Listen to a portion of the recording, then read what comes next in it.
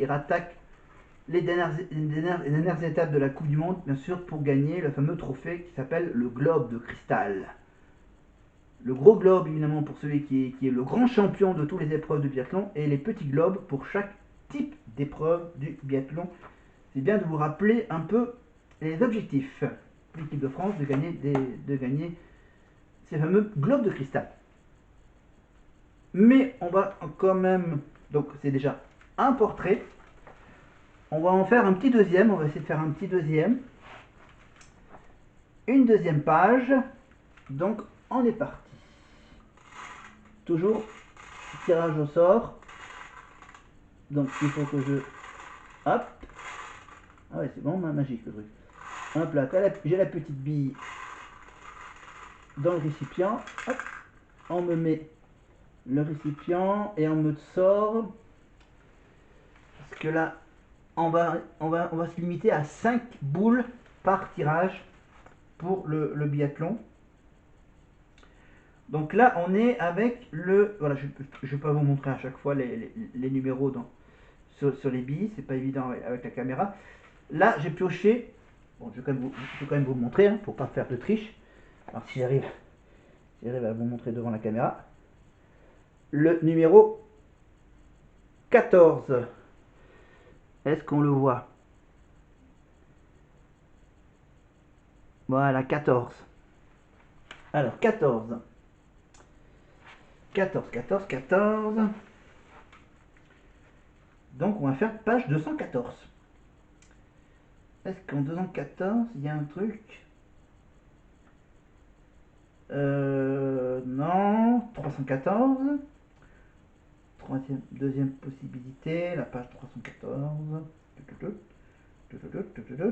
7, 8, 11, 12, 13, 14. Ah, deuxième sportif, voilà, on va en faire au moins deux, hein, deux pour le prix d'un. On va parler de lui. Regardez, hop là, de lui. Pardon, hop là, j'enlève ma main. On parle du gars qui est là. Voilà, Julien Robert. Voilà. Julien Robert, le Jurassien, qui était réputé pour son tir. Voilà, une qualité qui a aidé la France à conquérir son premier titre mondial en relais. Et je vais vous raconter donc l'histoire de ce fameux Julien Robert, le Grenoblois, né à Grenoble en 1974. Parmi les meilleurs tireurs de l'histoire du biathlon, le Jurassien Julien Robert est de ceux qui ont offert à la France en 2001, en Slovénie, à Pokljuka, son premier titre planétaire du relais.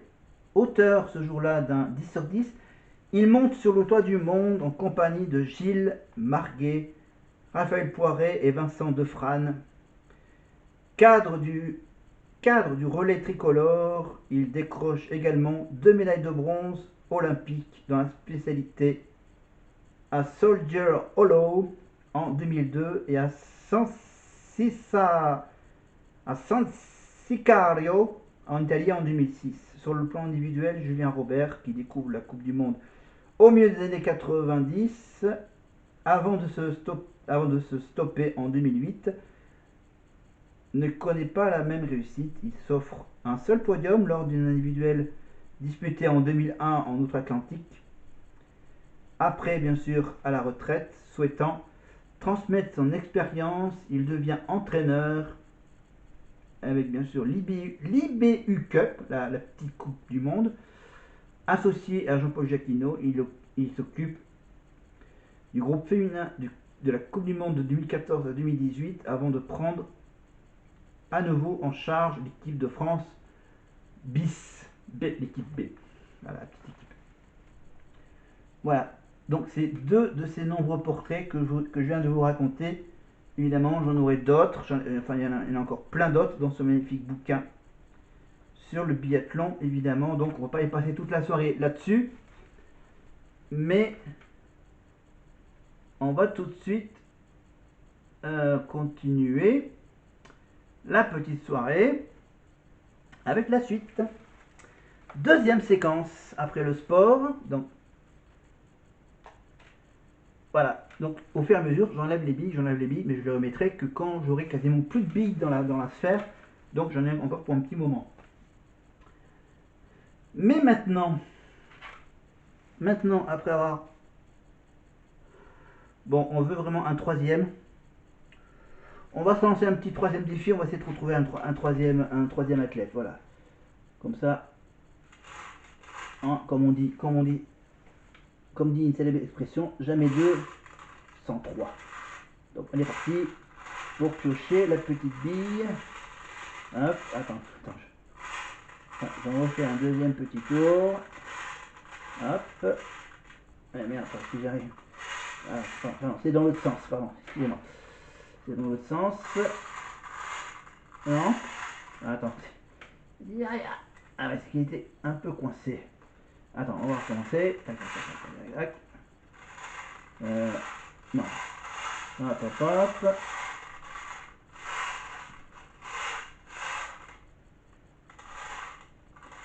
Voilà. Excusez-moi. Voilà, je joue avec mes billes. Alors. Ma petite bille me dit qu'il faut que j'aille avec une page, la page numéro qui s'amine par 23. Par le 2, par un 2 vient 3. Page 223. Ou 323. Alors en 223, on a qui? Ah, est-ce que c'est lui ou est-ce que c'est pas lui? Parce que là on est sur quoi?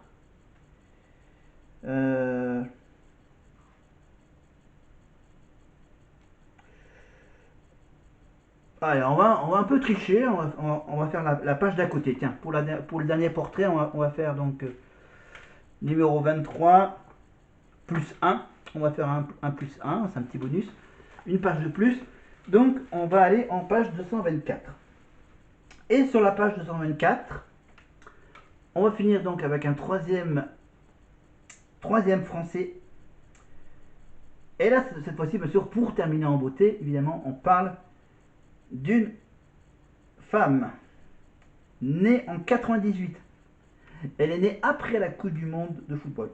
En octobre 1998, donc à Pontarlier dans le Doubs, on parle de la petite Lou. Lou Jean Monod, évidemment, grand espoir du biathlon français. Lou Jean Monod a fait ses gammes au ski club de l'Olympique Mont d'Or. Pas en Auvergne, mais plutôt côté du Jura, dans le Doubs. Dans le Haut-Doubs, voilà. Où elle a découvert le biathlon en 2012. Elle a su gravir les échelons. Donc elle a su gravir les échelons un par un pour arriver 10 ans plus tard, en 2022, à remporter le classement général synonyme du gros globe de cristal de l'IBE Cup. C'est la véritable antichambre mondiale de l'élite mondiale du biathlon. Forte d'un très joli palmarès avec de nombreux titres nationaux et internationaux, parmi les plus marquantes, sa première place sur l'individuel des champions du monde junior en Slovaquie en 2017, ses médailles d'or sur les relais mondiaux en Estonie en 2018-2019 avec ses coéquipières du relais féminin français. Alors les habitants de Pontarlier, ce sont les Pontissaliennes. La Pontissalienne a évoqué à plusieurs reprises en Coupe du Monde. A évolué, pardon, oui. La Pontissalienne a évolué à plusieurs reprises en Coupe du Monde durant les saisons 2021 et 2022. Voilà, après 2023-2024, voilà, c'est un bouquin qui est sorti, je crois qu'il est sorti en 2022, je crois qu'il est sorti en quelle année là le bouquin? Juste un petit rappel. Sorti je crois en 2021. Bon, 2021-2022, édition du Jura. La rédaction de Nordique qui a sorti ce fameux petit bouquin avec donc la préface d'Emilien Jacquelin, voilà c'est ce que j'allais dire. Voilà, le fameux dico du biathlon. Là, on est toujours sur les victoires de la musique avec un hommage à un chanteur que j'aime bien, qui avait animé sur France 3 une émission qui s'appelait la dernière séance. C'était un fan de western de l'époque, évidemment, Eddie Mitchell. Donc évidemment avec bien sûr un hommage musical avec des jeunes artistes qui reprennent les plus grands tubes d'Eddie. Évidemment, on écoute juste un tout petit extrait d'une chanson de Eddie Mitchell. Mais je serai content quand tu seras mort, vieille canaille. Tu ne fais rien pour attendre, je saurais bien te descendre. Je serai content d'avoir ta peau, vieux chameau. Évidemment, c'est une vieille canaille, Eddie Mitchell. Évidemment. Et celui qui chante cette chanson, évidemment, n'est autre que Féfé. Le chanteur Féfé, évidemment, qui est venu en concert à Aurillac, dans la magnifique petite nouvelle salle du Sismographe à Aurillac. Donc Féfé, qui était là il y a quelques jours de cela, je crois, début février. Il y a à peu près 2 semaines. Voilà, le chanteur Féfé, que tout le monde connaît. Mais maintenant, on va maintenant piocher une nouvelle carte. Il me reste encore 5 cartes. Il y a le chant, il y a la danse, il y a l'expression scénique et plein d'autres. On refait toujours le petit coup de la sphère. Cette fois-ci, je la remets juste derrière. Ça rime. C'est bien. Hop, j'arrive à le faire rentrer du coup. Hop. Pas évident. Hop, attention. Hop, et on la fait tourner. Tu me fais tourner la tête. La sphère va tourner. Non, attends, merde, si je me... Ah. Ok. Attends, on va faire un deuxième tour. Voilà, hop, deuxième tour.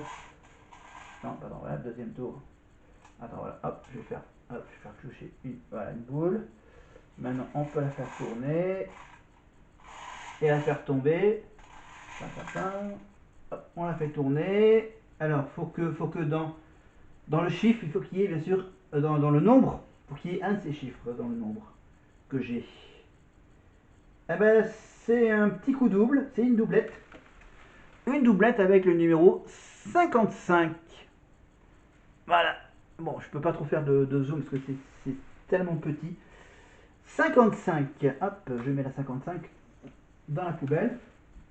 Et donc, je prends, regardez, hop, la 55. Donc, on va se rapprocher, hop, des cartes. Voilà, pour que vous voyez bien. Donc, le premier à sortir, c'était évidemment le sport. Maintenant, la 5. Alors, la 5, la 5, la 5. Ah, la 5, on va zapper.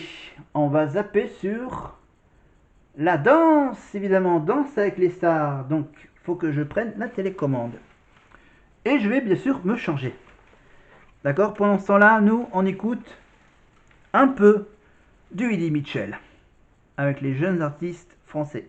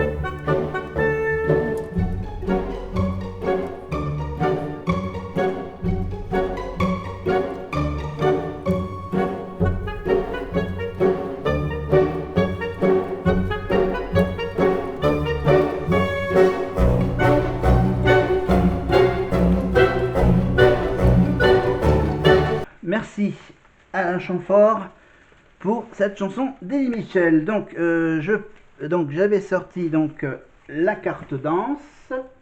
Je la mets ici. Voilà, numéro 5.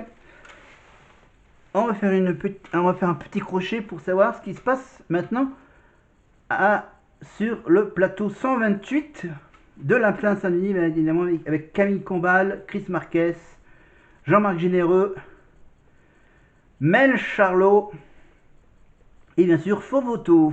Allez, un petit bout, évidemment là ce sont les membres du jury qui dansent.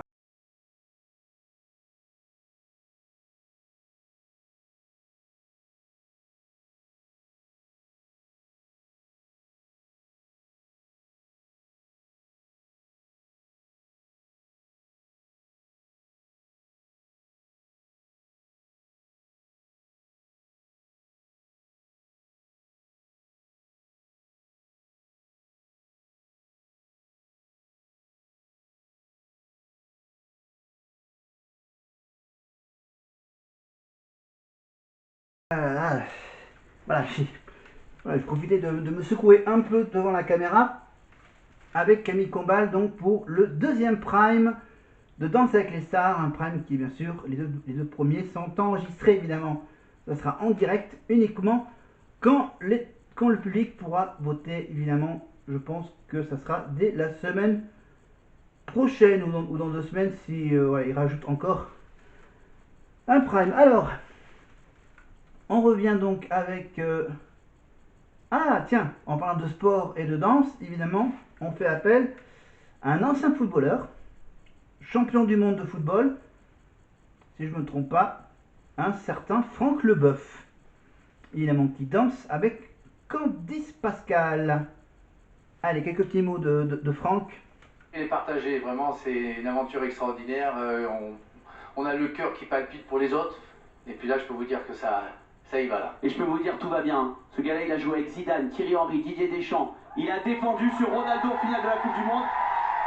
C'est pas une balle, c'est un Chris Marquez qui vont lui faire peur. Hein. Il y a quelqu'un qui d'ailleurs voulait vous encourager, Franck, et Candice dans le même temps. Oui, c'est quelqu'un qu'on aime beaucoup. Vous voulez découvrir qui c'est? Avec grand plaisir. Vous allez tous le reconnaître à la maison, regarde. Oh mon Francky, un petit message. Pendant que tu... Un petit message de Bichante Lizarazu, bien sûr, qu'on le retrouve sur TF1, évidemment. Et Franck Leboeuf, lui, on le retrouve également, je pense qu'on le retrouve en tant que consultant aussi sur TF1 pour les grandes compétitions, pour l'Euro, pour la Coupe d'Europe, évidemment, avec l'équipe de France.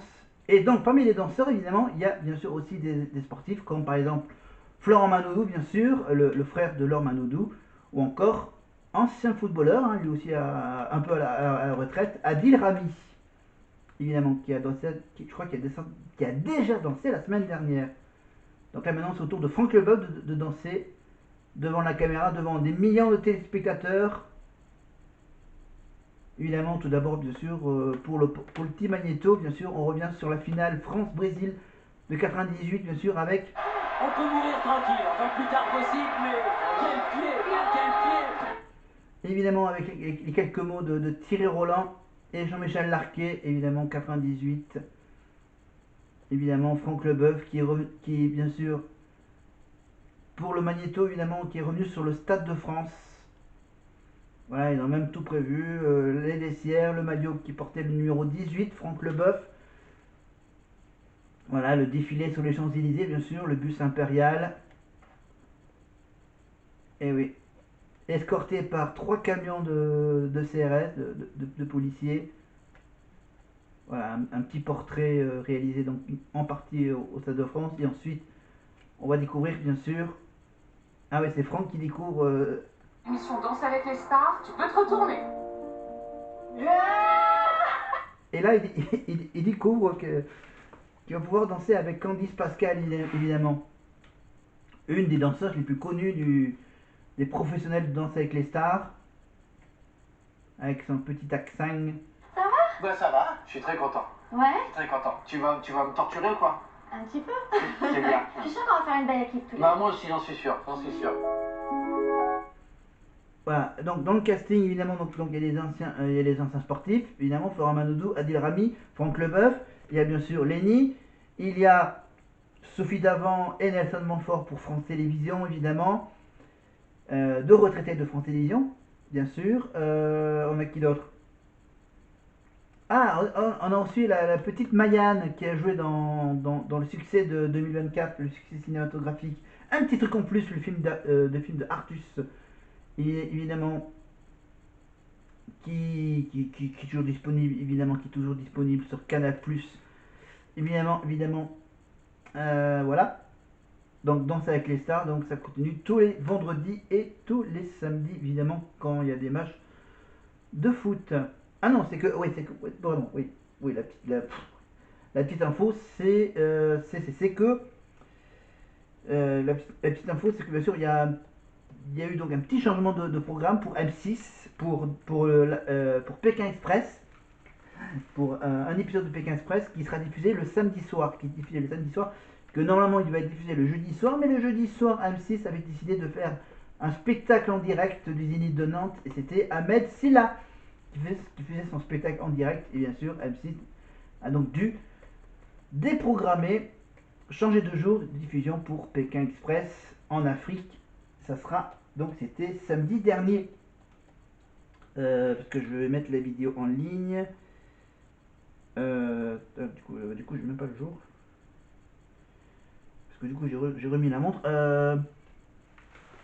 Voilà, donc je vais mettre donc la vidéo en ligne donc bientôt.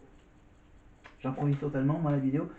Donc la danse, donc c'était donc le petit voilà, c'était le petit crochet Danse avec les stars, donc il continue avec donc la semaine dernière c'était les 6 premiers couples dont faisait partie Lenny entre autres, et là donc là dans les 6 derniers couples, le deuxième groupe de danseurs évidemment, parce que je crois qu'il y a eu déjà, qu'il y a eu déjà un éliminé, donc ce soir il y aura un deuxième éliminé, donc ils seront plus que 10. Et là je pense que quand ils seront 10, évidemment la compétition va vraiment démarrer, parce que bien sûr il y aura les votes, il y aura le face à face entre les deux derniers du classement, évidemment, et ensuite voilà, tout plein de surprises, les thèmes, les soirées à thème. Allez. Sur une valse contemporaine, Franck Leboeuf et Candice Pascal. Ah, la magnifique voix de Richard Darbois, évidemment, la voix d'énergie de la radio Énergie. Ah, il y a Mayanne qui a déjà dansé et qui est déjà dans la zone rouge. La petite actrice du film. Un petit truc en plus, et là à mon avis je pense qu'il a dansé sur... Ah non, mais je pensais à Will Survive, mais bon, ça correspondait pas trop à une valse contemporaine. Voilà, et je rappelle que Lenny a eu la meilleure note en dansant sur du contemporain. Voilà. C'était évidemment c'était la mini-chronique danse. Évidemment, on reviendra la semaine prochaine quand la compétition sérieuse commencera pour Lenny. Évidemment, donc on reviendra sur la carte danse un peu plus longuement.